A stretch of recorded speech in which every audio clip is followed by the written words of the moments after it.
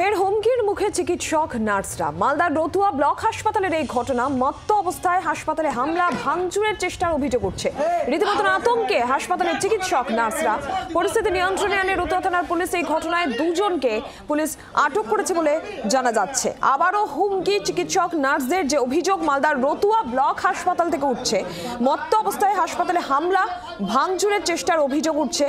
আতঙ্ক হাসপাতাল জুড়ে, চিকিৎসক নার্সরা রীতিমতো আতঙ্কে। আরো বিস্তারিত জানবো ঠিক কি ঘটেছে। রণজয় সিংহ রয়েছেন টেলিফোন লাইনে প্রতিনিধি। রণজয়, আবারও চিকিৎসক নার্সদের হামলার অভিযোগ উঠছে। একেবারে তাই নীলাঞ্জনা, যে ঘটনা ঘটেছে রতুয়া থানা এলাকার রতুয়া গ্রামীণ হাসপাতালে এই ঘটনা ঘটেছে এবং গতকাল রাতে এই ঘটনা ঘটেছে।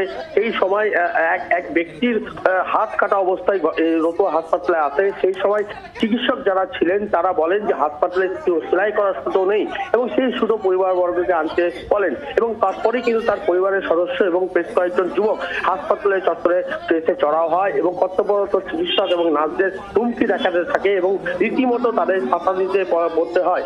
এবং তারপরে কিন্তু দেখা যায় যে রতুয়া থানা ব্লক হাসপাতালে যিনি তিনি রতুয়া থানার পুলিশকে খবর দেয় এবং এই সময় পুলিশ কর্তারা যারা রয়েছেন তারা ঘটনাস্থলে আসেন এবং পরিস্থিতি স্বাভাবিক করেন এবং পাশাপাশি তারা এই ঘটনার জন্য দুজনকে আটক করেছে এবং পুরো ঘটনা ঘিরে কিন্তু রীতিমতো রতুয়া হাসপাতালের নিরাপত্তার কি ছবি? যারা নিরাপত্তার দায়িত্বে হাসপাতালে ছিলেন তাদের কি ভূমিকা?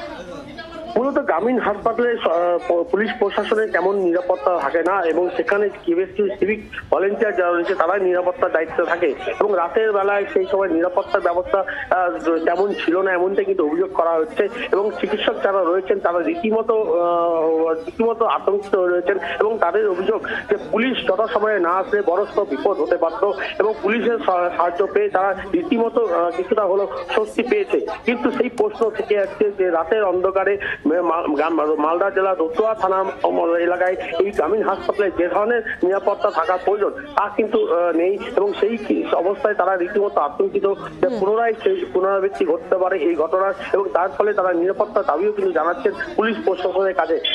নিরঞ্জনা, ধন্যবাদ রণজয়।